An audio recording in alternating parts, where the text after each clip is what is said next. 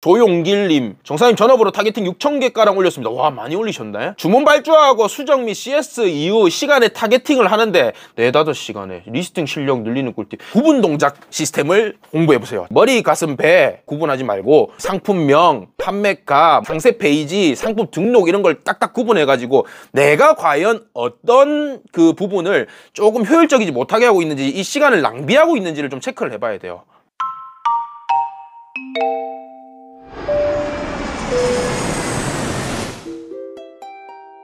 화이팅! 안녕하십니까. 사업 연애 운수 봐드립니다. 들어오세요. 윤상혁 사장님의 연애 운을 봐주세요. 일단 보리 사장님이랑은 안 될 것 같아.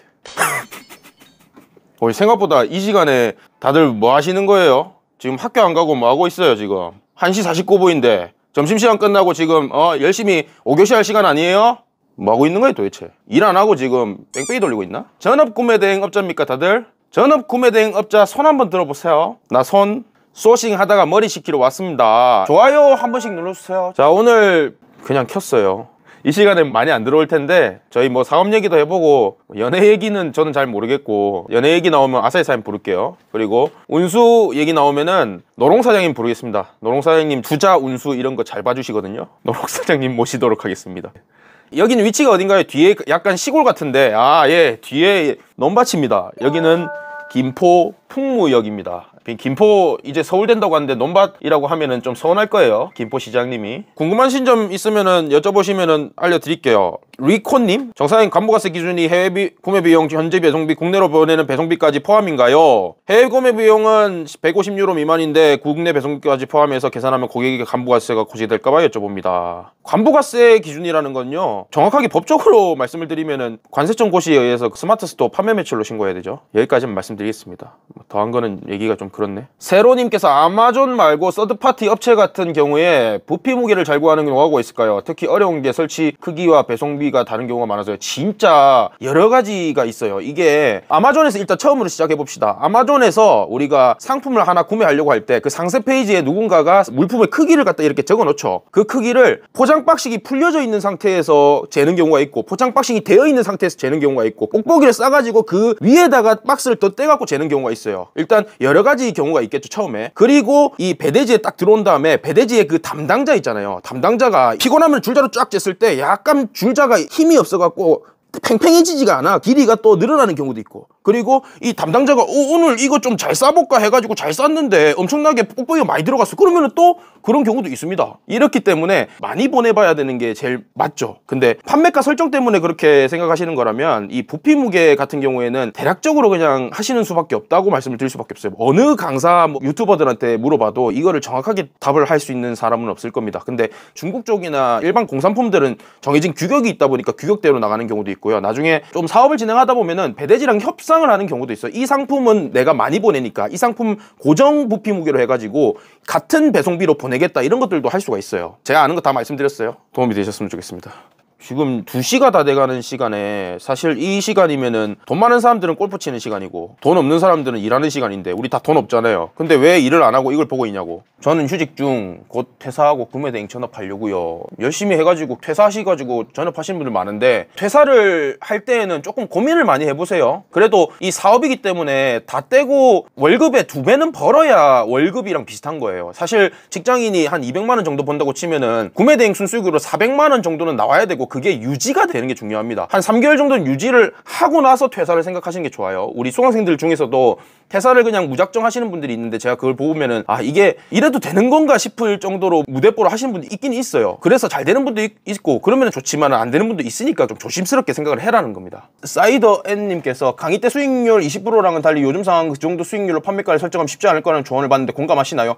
물론 좋은 소싱 아이템을 찾으면 마진율을 높일 수 있겠지만 보편적으로 봤을 때요, 사회사님 말씀하신 건데 이게 각자 사업하는 사람들 스타일이 다 다릅니다. 저는 공감을 안 한다 하면은 아사히 사장님이 저기 쳐다보고 있거든요. 그래서 저기 내가 보여드릴게.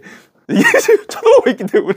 아니, 판매가를 20%로 다 맞추면은 안 된다는 그런 의견을 그 유튜브에서 말씀하신 적이 있는데, 어떤지 얘기를 해달라고 하는데, 아, 20%요? 그거는 소싱하는 제품에 따라 다르긴 한데 그 말씀을 드린 거는 유튜브를 보시는 분들이 아마도 초보자분들이 많잖아요. 그럼 초보자분들은 지금 유명한 브랜드들을 많이 소싱하시게 될 거예요. 그럼 경쟁자가 많잖아요. 그런 제품들을 그냥 20%로 아무런 분석 없이 진행했을 경우에는 판매가 좀 많이 저조하기 때문에 초보자분들에 맞춰서 팁을 드렸던 걸로 생각해 주시면 좋을 것 같아요. 근데 왜 갑자기 오늘 쓸데없이 잘생겼어요 또?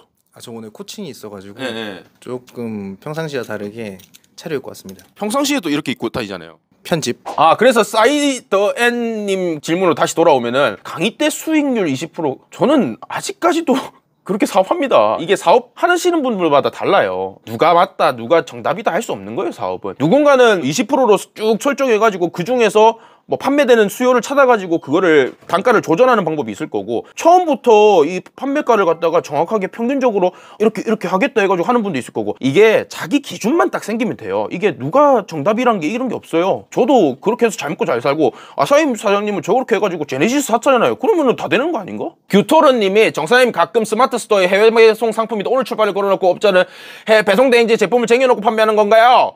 배대지 창고에 미리 정해두는 게 안 되는 걸로 알고 있는데 경쟁사가 어떻게 판매를 하고 있는지 모르겠어요. 이걸 여기서 얘기하라고? 근데 배대지 창고에 사입을 해놓고 판매하는 것 자체는 불법이 아니에요. 여기까지 말씀드리겠습니다. 하는 방법이 있을까요? 없을까요? 불법일까요? 편법일까요? 합법일까요? 그거는 여기서 말씀드리기가 힘들어요. 저는 유튜브를 찍어야 돼요. 앞으로도 유튜브를 갖다가 평생 해먹고 싶은데 여기서 말하면은 철컹철컹하니까 안 돼요. NCT, 페라리, 밀리어네어. 정사장님이 해외 현지에서 구매 대행하면 어떤 장점들이 있나요? 해외 현지에서 구매하면은 일단은 온라인으로 살 수 없는 제품들을 해외 현지에서 바잉을 할 수 있겠죠. 그게 제일 첫 번째. 사업자가 있다면은 세금 혜택을 좀 받을 수 있겠죠. 두 번째. 그렇지만 나라에 따라서 우리나라보다 세금이 더 많은 경우도 있습니다. 보통 유럽을 기준으로 하면은 유럽 현지는 저희 나라보다 부가가치세가 높죠. 그러면은 좀 비싼 경우도 있고, 그리고 1인 사업가가 아니면은 직원을 써야 되는데 현지의 독일 사람들 인건비 장난 아니게 비쌉니다. 인건비가 우리나라보다 많이 들겠죠. 하지만 좋은 아이템을 선별해서 팔 수 있다. 그 점에서는 좋을 것 같습니다. JDHS님, 혼자 시작한 지 한 달째인데 무작정 업로드 3개 했네요. 오프라인 강의 듣기 전까지 무료 강의 보면서 무작정 따라하고 있으면 될까요? 뭐 오프라인 강의 신청을 하셨으면은 가만히 있는 게 최고입니다. 왜냐하면은 이게 제가 그냥 하는 소리가 아니라 여러분들이 지금 상태에서 아무 정보도 없이 시작을 했을 때는 조금 문제가 되는 부분들이 많아요. 그렇기 때문에 그래도 제가 5년은 먼저 했잖아요. 이미 신청하신 상태라면은 오프라인 강의 시작 전에 아무것도 안 하는 게 좋습니다. 이 사업은 예습보다는 복습이 중요하고 복습보다는 실행이 중요합니다. 아시겠죠? 준님께서 잘 보고 있습니다. 궁금한 게 있어서 질문 하나 드립니다. 독일 법인에 현금 결제를 해서 구매하게 되면 나중에 세무상 애로사항이 없는지요? 독일 법인에 현금 결제를 한다는 건 해외 송금을 한다는 거죠. 근데 해외 송금을 하게 되면 독일 업체는 세금 계산서를 뗄 수가 없어요. 왜냐면 외국인이니까. 한국인이라도 우리나라 업체가 아니니까 홈택스에 들어갈 수가 없어요. 맞죠? 그러면 세금 계산서를 뗄 수가 없는데, 세금 계산서를 뗄 수 없으면 어떻게 지출 증빙을 할까요? 인보이스를 제출하면 되죠. 그래서 세무상 애로사항이 너무 야하네. 애로사항이 없습니다. 이제 나이가 드니까, 여기 사실 우리 직원분 중에 저보다 나이 많은 사람도 많은데 나이가 드니까 힘들어요. 준님, 독일 배대지 법인에서 인보이스를 발행을 해주신다는 거는 잘 생각해봐요. 독일 배대지 법인에 법인이라는 거는 담당자가 거기 있을 거야. 대표든 담당자든 그 사람이 인보이스를 끊어주고 싶으면 끊어주는 거고, 아니면 아닌 거죠. 그러면은 끊어주는 곳이 있고 아닌 곳도 있겠죠.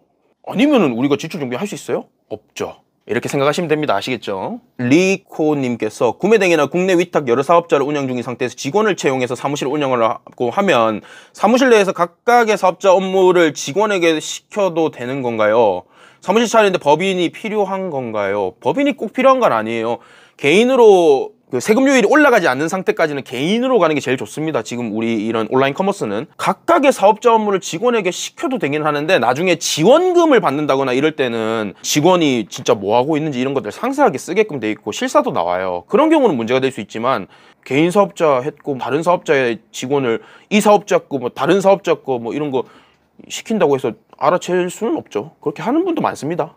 안녕하세요. 유럽 구매대행을 하고 계신 걸로 알고 있는데 현재 중국 구매대행을 시작한 지 한 달 지났습니다. 유럽 구매대행과 중국 구매대행의 차이점이 궁금합니다. 중국 구매대행, 유럽 구매대행, 이 사업이 완전 다른 사업이에요. 일단 제가 마인드적으로만 설명을 해보면은 중국 구매대행은 머리가 좋아야 돼요.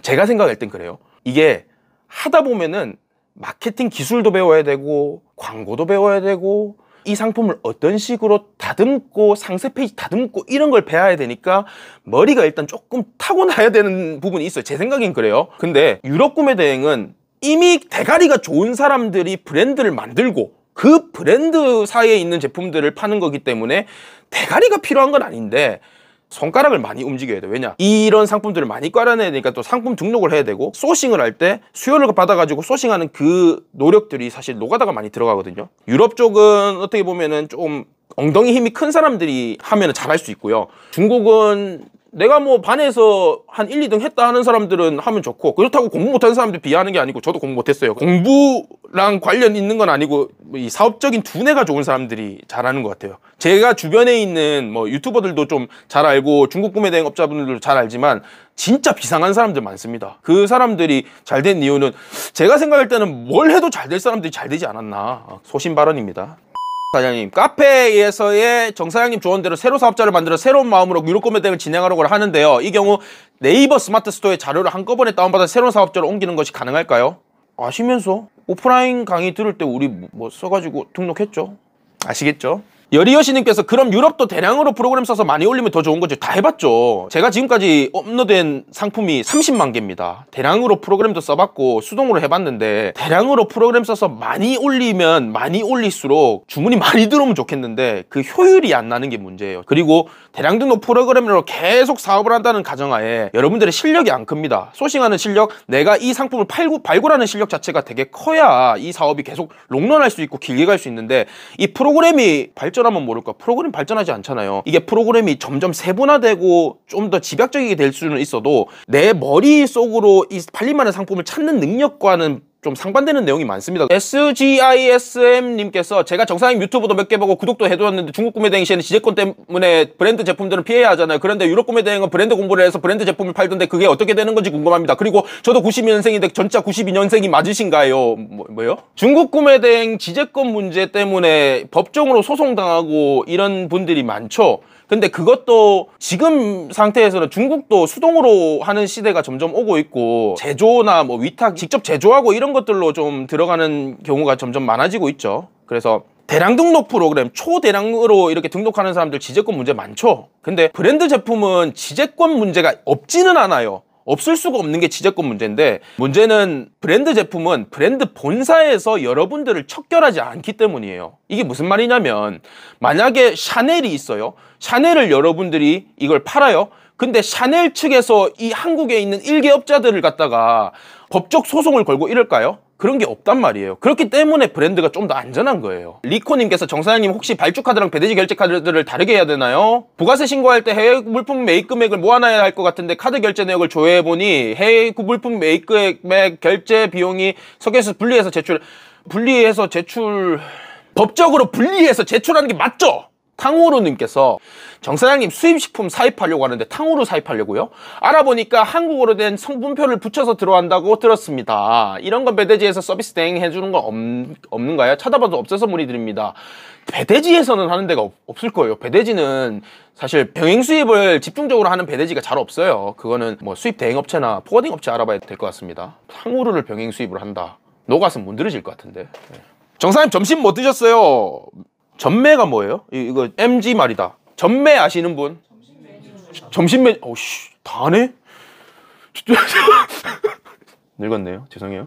병행 수입과 사입의 차이점이 궁금합니다. 사입이라는 표현은 국내 사입이면은 국내의 물건을 사가지고 사입하는 거. 병행 수입은 정식 수입할 수 있는 물건을 우리가 통관을 절차를 거쳐갖고 해외에서 들어오는 걸 병행 수입이라고 하죠. 조용길님, 정사님 전업으로 타겟팅 6,000개가량 올렸습니다. 와, 많이 올리셨네. 주문 발주하고 수정 및 CS 이후 시간에 타겟팅을 하는데 4-5시간에 리스팅 실력 늘리는 꿀팁. 구분 동작 시스템을 공부해보세요. 제 유튜브 여기 고정 댓글 남기겠습니다. 이 유튜브에 효율적으로 등록하는 방법이라는 뭐 그런 거를 올린 적이 있어요. 이거를 구분 동작으로 해보면 돼요. 머리, 가슴, 배 구분하지 말고 상품명, 판매가, 상세 페이지, 상품 등록 이런 걸 딱딱 구분해가지고 내가 과연 어떤 그 부분을 조금 효율적이지 못하게 하고 있는지 이 시간을 낭비하고 있는지를 좀 체크를 해봐야 돼요. 체크를 하면서 점점 더 시간 줄여나가고 시간을 갖다가 딱 재요. 내가 상품 등록 하나를 할 때 몇 분이 걸리는지 하면서 이거를 매일매일 조절을 해나가야 되는 거예요. 우리는 사람이 아니에요. 우리는 기계예요. 상품 등록을 할 때 노가다를 할 때는 기계처럼 하는 게 제일 중요해요. 그렇다는 거는 기계는 되게 효율적으로 톱니바퀴가 빡빡 물려갖고 효율적으로 돌아가는 게 제일 좋은데 여러분들이 내가 기계가 될 수 있는 상황인지 이런 것들을 하나하나 체크를 해봐야죠. 기계가 고장나면은 엔지니어 와갖고 고장나는 거 고치듯이 하나하나 다 분석해갖고 고쳐야 되는 겁니다. 아시겠죠? 사이더앤님께서 아마존에 제조사가 없거나 사이즈가 애매하게 적힌 제품들이 많아서 제조사 찾는다고 검색하거나 배대지 수수료를 계산하는데 꽤나 오래 걸려서 전체적으로 없는다고 느끼는 하더라고요.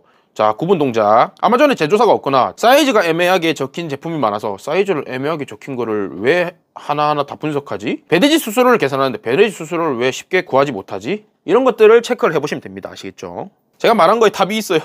첫 사업, 첫 리스팅 썰 풀어주세요. 해외 구매 대행으로는 처음에 리스팅한 거는 중국 구매 대행 제품이었죠. 제가 중국 구매 대행 강의를 듣고 첫 그 오픈 클래스를 듣고 제가 이 구매 대행이 뭔지는 알았어요. 그 상태에서 중국 아이템을 1688에서 등록을 했죠. 처음에 등록한 것까지는 뭔지 모르겠어요. 어쨌든 첫날에 제가 하나 등록하는데 6시간인가 7시간 걸렸던 것 같아요. 그거 하고 나서 좀 힘들어가지고 그 뒤로 쭉쭉쭉쭉 등록하면서 하루에 20개를 등록하는 게 쉽지 않았죠. 14시간 동안. 왜냐면은 그때 당시에는 프로그램 같은 게 없었으니까. 지금은 약간 그게 쇼핑몰 확장 프로그램이라 가지고 스마트 스토어에 올리면은 다른 오픈마켓에 막 뿌려주는 그런 프로그램이 있는데 그때 당시는 없었어요. 그러니까 저도 뭐 스마트 스토어, 굿방, 11번가, 인터파크, G마켓, 옥션 다 일일이 판매자 등록센터 들어가고 등록을 했거든요. 그래서 하루에 20개도 올리기가 벅찼어요. 근데 그러다가 주문 들어온 게 첫 번째 들어온 게 이 손모가지 보호대. 이 손모가지를 보호하는 거. 왜냐면 제가 여기 지금 손 다친 건 알고 계시는 분들이 많을 거예요. 이렇게 자국이 나 있는데 그때 당시에 손목 보호대를 차고 있다 보니까 요거를 갖다가 소싱하면 좋겠다 해가지고 1688에서 한 3만 원 정도 떼가지고 15만 원, 16만 원인가 그때 그렇게 팔았어요. 스마트 스토어에. 완전 개 날강도였죠. 근데 그 판매를 하고 나서 의료기기를 판매하면 안 된다는 걸 알았어요. 그래가지고 불법이라서 다시 환불 처리해드리고 그리고 그 상품 내리고 그게 첫 판매 상품이라고 보시면 되겠습니다. 순이님께서 유료 구매된 강의 안 듣고 시작해도 괜찮을까요? 유튜브만 보고 해도 되고요. 그거는 본인 선택이에요. 뭐 제가 강의 안 듣고 시작해도 될까요? 저 강의하는 사람인데요. 저는 강의 들으면 좋죠. 근데 강의 안 듣고 하시는 분들도 많습니다. 그럼 본인이 하기 나름이에요. 저는 처음에 제가 강의를 여러 개를 들으러 다녔는데 그 강의들 정보 다 합친 것보다 제 유튜브가 지금 더 정보가 많아요. 그때 당시에 지금 300만 원 벌기 프로젝트 제 유튜브 무료 강의에 나와 있는 그 내용들보다 더 모르고 시작했다는 거예요. 그래도 지금 열심히 하고 있잖아요. 또 우리 순이님도 제 거 보고 진행하면은 또 될 수도 있는 거고 그거보다 더 경험이 뭐 충분하고 축적된 제 온라인 강의나 뭐 오프라인 강의를 들으면은 더 빨리 갈 수 있는 거고 대신에 뭐 그런 식으로 보면 되지 이 정보가 막 틀리고 다르고 이런 거 하나도 없어요. 모든 강의라든지 뭐 이런 것들은 자기 경험 얘기하게 되기 때문에 사실 이게 구매 대행이 법적으로 정해져 있는 사업이고 뭐 이게 사실 수학의 정석에 있는 것처럼 1 더하기 2는 3이다. 그런 답이 나와 있는 게 아니에요. 그렇다 보니까 사업적으로 정답이 없는 이 사업은 어떻게 하는지 방향성은 본인이 결정하는 거고 그게 강의를 듣냐 아니냐는 중요한 사항이 아니에요. 진짜 강의를 여러 개를 막 들어가고 20개, 30개씩 들어가고 사업을 진행하는 사람도 있고 그 사람은 오히려 뭐 빨리 갈 수도 있는 거고 그게 정보가 너무 많아가지고 헷갈려가지고 자기만의 기준에 빠져가지고 안 되는 사람도 있을 거예요. 분명히. 그거는 뭐 제가 알 수가 없죠. 얘기를 많이 했습니다. 골든피크님께서 구매대행 사업 전망은 어떻게 보시나요? 제 생각만 말씀드리면 저는 월 매출 1억 달성하는데 2년 걸렸어요. 2년 걸렸기 때문에 근데 지금 차트너 사장님 수강생들 보면은 빨리 1억을 달성하는 사람들이 3개월, 4개월에도 나온단 말이에요. 그 사람들은 어떻게 보면은 더 레드오션이라고 하는데 그 속에서 자기들만의 노하우를 생겨가지고 더 빨리 발전한 사람들인 거예요. 그러면은 뭐 전망은 또 잘하는 사람 잘하고 못하는 사람 못하고 그건 다 똑같은 거예요. 모든 사업이. 프로파님께서 명품 구매 대행할 때 처음에 오픈마켓에 등록을 하게 되면 정가품 소명 메일이 많이 옵니다. 스마트 스토어의 경우에는 소싱처를 설명하면 넘어가는 경우가 있는데 쿠팡은 그런 걸로 받아들이지가 않는데 처음에 구매 대행으로 명품 진행할 때 정가품 소명 팁이 있을까요? 사업을 해서 인증서 등을 받는데 형태로는 진행을 대행은 어렵네요. 명품을 구매 대행하는 경우에는 이거를 소명할 수 있는 경우가 사실 네이버 스마트 스토어는 구매 대행 형식으로 소명을 하면 소명이 되죠. 근데 쿠팡 같은 경우에는 좀 어려운 부분이 많죠. 그러면은 이런 방법이 있죠. 쿠팡에서는 뭐 병행 수입한 상품을 한다든지, 근데 병행 수입도 사실 수입 필증 같은 거 까고 뭐 브랜드사 뭐 인보이스 까고 이런 거 좀 어렵거든요. 지금 딱 떠오른 아이디어인데, 우리나라 정식 매장에서 상품 하나 사요. 그 인보이스 제출해요. 제출하고 그 뒤로는 안 물어볼 거예요. 그러면 그거 구매 대행으로 팔면 되잖아요. 제 생각은 그래요. 그렇게 안 해봤어요, 저. 이때까지 제가 정가품 소명을 해결을 해드린 결과로는 계속적으로 빡세지는 건 맞는데 그때마다 해결하는 방법은 분명히 있습니다. 한번 찾아보셔서 진행을 해보시면 좋을 것 같아요. 자, 이제 많이 얘기했죠. 우리 식구들 보여드리러 갑니다. 보리 사장님은 오늘 건강검진 갔나? 여기 이분은 라이브 보면서 업무하시네. 다우 오피스 설정하고 계시네. 이분은 약간 컨셉충이신 것 같은데 지금 약간 영군에도 카페에 틀어놓고 저긴 뭐예요? 저희 인스타그램입니다. 무슨 인스타? 저희 매장. 홍보 한번 해주십시오. 저희 매장 인스타그램입니다. 이게 홍보예요?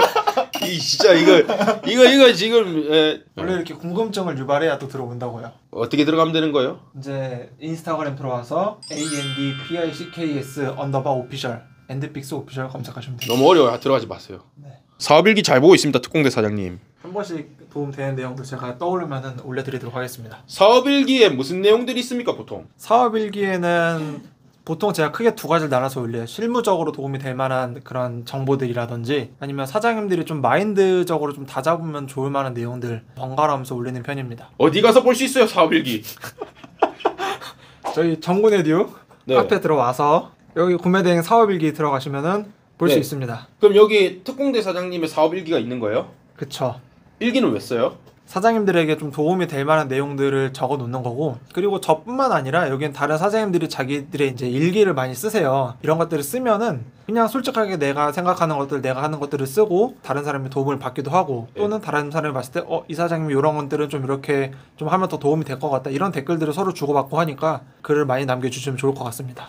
편집. 저는 이제 일하러 가야 됩니다.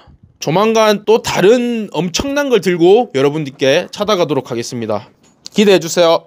저는 이만 물러가도록 하겠습니다. 저는 유럽 구매 대행의 귀요미 92년생 정 사장이었습니다. 빠이.